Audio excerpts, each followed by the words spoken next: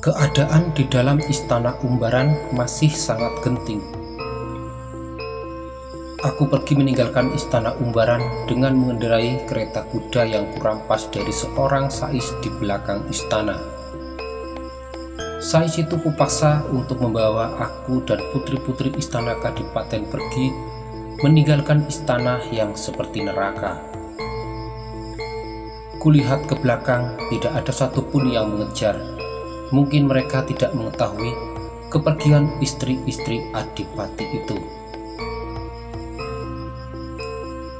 Ketika sudah jauh meninggalkan Kadipaten, aku menyuruh sais kereta itu agar memperlambat laju jalannya, mengingat kondisinya sudah aman, tidak ada yang ditakuti lagi.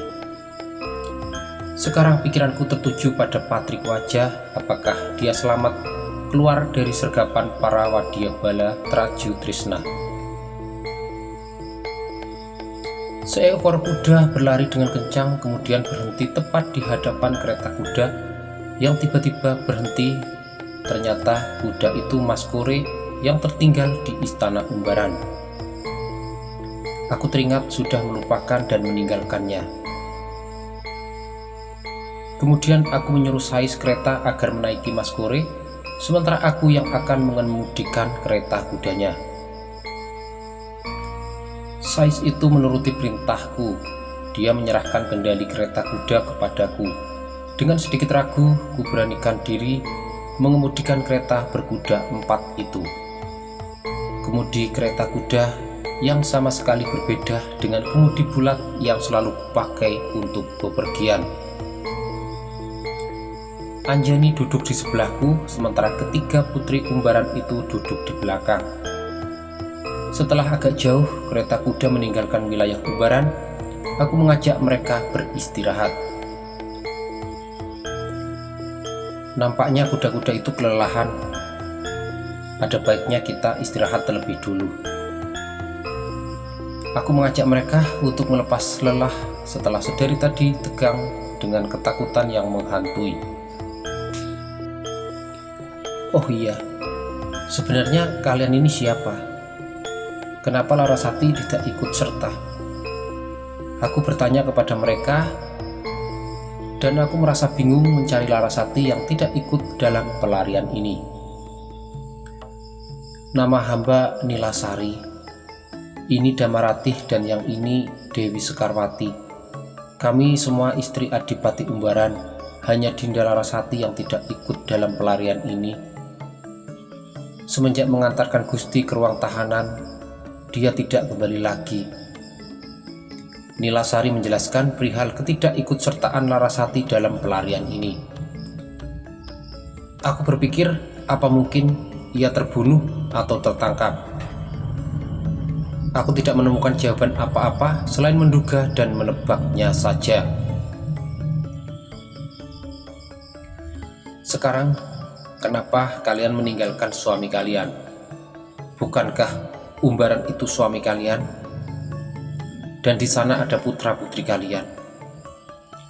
Aku mempertanyakan alasan istri-istri Adipati itu lari dari istana. Selama ini kami mencari jalan keluar meninggalkan istana, karena selama ini hidup kami terkekang dan terbelenggu. Inilah saat yang paling tepat untuk kabur.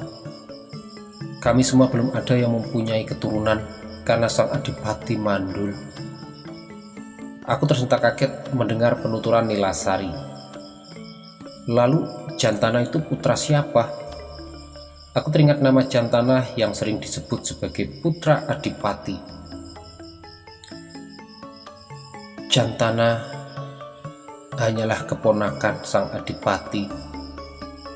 Dia itu bodoh dan kelakuannya seperti anak kecil, tidak bisa berpikir dewasa walaupun umurnya sudah dewasa. Nilasari menerangkan tentang Jantana yang menjadi pertanyaanku. Mendengar cerita Nilasari, aku jadi berpikir, jika benar Adipati Umbaran itu mandul, lalu untuk apa serakah dan ingin merebut tahta Lokananda, sementara ia sama sekali tidak mempunyai penerus? Jika benar ceritamu, siapa yang akan meneruskan tahtanya kelak? Aku ingin tahu tentang penerus Adipati Umbaran kelak apabila ia sudah lengser ke Prabon. Ya, mungkin adiknya atau mungkin keponakannya. Dia berjuang untuk keluarganya yang cukup banyak. Nilasari menjawab pertanyaanku tanpa ragu-ragu. Aku menyadari perasaan mereka yang mungkin terbelenggu dengan keadaan ini. Mereka bersuami tapi sama sekali tidak mempunyai keturunan. Apa rencana kalian setelah kabur dari Umbaran? Aku ingin tahu rencana mereka setelah lari dari istana Umbaran dan terbebas dari belenggu sang adipati yang kejam dan serakah. Izinkanlah hamba mengabdi di Lokananda. Hamba mohon perlindungan Gusti Pangeran. Nilasari mengaturkan sembah dan menghibah meminta perlindunganku. Jika begitu niat kalian, baiklah, sekarang kalian lanjutkan perjalanan ke Lokananda bersama Sais ini, sementara aku akan mengantarkan Anjani kembali ke Bubut dan menyerahkannya kepada orang tuanya. Bagaimana? Apa kalian setuju? Aku memberi saran kepada mereka yang ingin ikut serta kembali ke Lokananda. Mereka menganggukkan kepala tanda setuju, lalu aku memanggil Sais untuk membawa mereka ke Lokananda, sementara aku membawa Anjani ke Kademangan Bubut dengan mengendarai Maskore. Setelah kereta kuda berlalu dari hadapanku, aku mengajak Anjani naik ke punggung Maskore untuk melanjutkan perjalanan. Dengan malu-malu, Anjani naik ke punggung Maskore bersama denganku. Di tengah perjalanan, dada ini bergetar kencang. Apalagi hampir setiap saat bersentuhan dengan kulit Anjani yang mulus. Semakin lama, aku tidak dapat menahan perasaan sebagai laki-laki. Tanganku yang memegang kendali Maskore perlahan mengendur dan berlabuh di pangkuan gadis cantik itu. Anjani memahami perasaanku, seperti menyambutnya dengan senang. Telapak tangannya yang halus menempel di tanganku dan memegangnya dengan erat. Di saat tangannya menyentuhku, seperti ada getaran dahsyat di dada ini. Perlahan aku menyingkap rambutnya yang panjang dan kulihat jenjang lehernya yang indah, basah karena keringat. Dia merebahkan kepala di dadaku, sungguh indah sekali.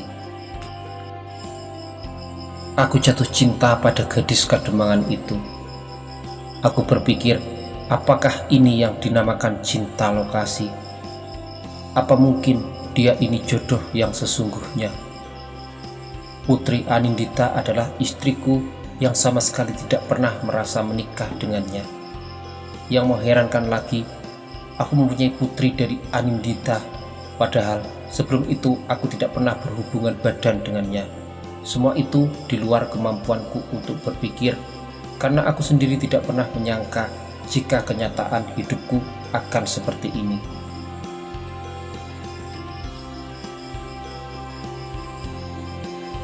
Di tengah hutan belantara yang sangat rimbun dan sepi, Maskore kubiarkan memakani rumput, sementara aku mengajak Roro Anjani beristirahat sejenak melepas lelah. Gadis itu hanya menurut saja, tidak komentar apa-apa. Anjani membasuh muka dengan air di tepi telaga yang mengalir dengan deras. Aku memandanginya dengan seksama dan penuh perhatian. Dalam hati berkata, apa mungkin secepat ini aku jatuh cinta? Padahal dulu di kampus aku terkenal culun dan takut pada wanita. Anjani mendekat dengan malu-malu duduk di sebelahku. Aku mulai kehilangan ketabahan dan hasrat untuk memiliki sepenuhnya cinta Anjani. Aku seorang putra mahkota yang sangat diidam-idamkan oleh putri dari kerajaan manapun, dan Anjani pasti tidak kuasa menolak cintaku.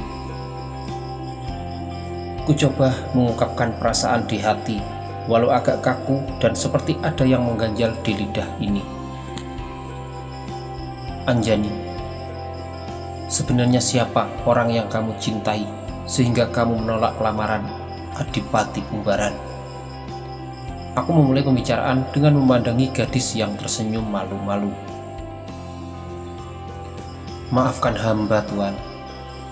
Sebenarnya hamba juga belum memiliki pilihan. Gusti Adipati, orang yang pertama melamar hamba.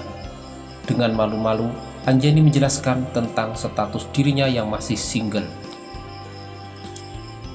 Anjani, nampaknya aku tertarik padamu, dan rasanya kamu seperti orang yang bisa membahagiakan hidupku. Apakah sekiranya dirimu bersedia menjadi pendampingku? Aku mengungkapkan perasaanku padanya dengan berani dan tanpa malu-malu, seperti ada dorongan yang sangat kuat dari lubuk hati yang paling dalam. Bukannya hamba tidak mau, Tuan.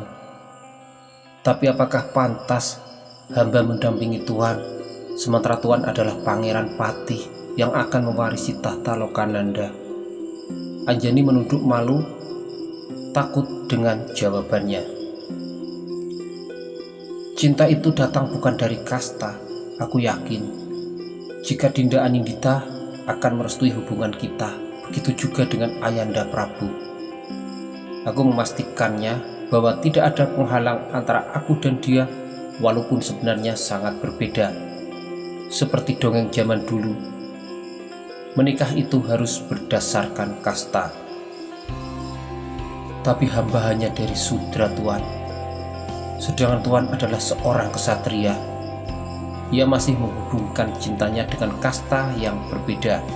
Aku menjadi semakin cinta dengan pernyataannya yang tidak dengan mudah menerima cintaku, walaupun aku seorang bangsawan yang kelak akan menjadi raja. Baiklah, Anjani, katakanlah apa yang sebenarnya ada di hatimu. Jawabanmu adalah kenyataan yang akan kamu hadapi. Aku memberikan kesempatan kepadanya untuk menjawab perasaan hatinya. Sebenarnya hamba sangat mengagumi Tuan dan selalu kagum pada keberanian Tuan, seperti cerita yang sering hamba dengar. Hamba jatuh cinta pada Tuan semenjak pertemuan pertama di penjara tadi. Maafkan hamba, Tuan, sudah lancang mencintai suami Gusti Anindita. Dengan perasaan takut, Anjani mengutarakan isi hatinya yang ternyata mencintaiku juga, sama seperti aku yang mencintainya. Baiklah, Anjani, setelah ini aku akan memohon izin pada Ayanda Prabu dan Dinda Anindita. Setelah itu aku akan datang melamarmu. Aku memastikan akan melamarnya setelah mendapatkan persetujuan dari Ayanda Prabu dan Putri Anindita. Anjani tidak menjawab apa-apa, hanya menganggukkan kepala. Setelah itu, aku mengajaknya melanjutkan perjalanan agar segera sampai ke Ubud sebelum malam tiba.